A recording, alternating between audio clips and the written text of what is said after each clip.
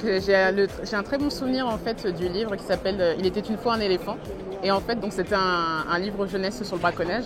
Et ce qui m'a marqué, c'est que c'était la première fois en fait où je voyais une famille de personnes noires déjà dans les scènes dans les scènes de la vie quotidienne en fait, que ce soit dans la cuisine où ils étaient en train de dîner ensemble et surtout le dessin était d'une précision magnifique. Tant dans les coiffures que dans les carnations, etc.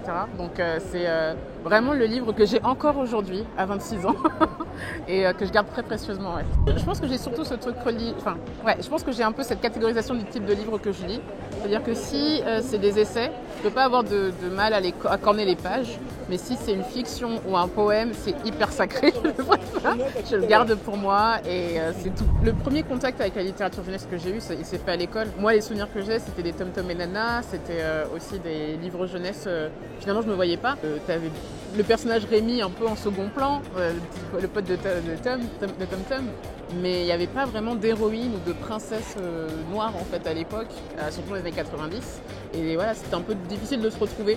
Donc certes, on apprend à se représenter à travers d'autres héros, d'autres histoires, entre autres, mais quand ça se répète et quand pendant des années on ne se voit pas, on a tendance à dire qu'il y a un problème avec nous et finalement qu'on n'est pas vraiment, on n'est pas pensé, qu'on n'est pas perçu en littérature.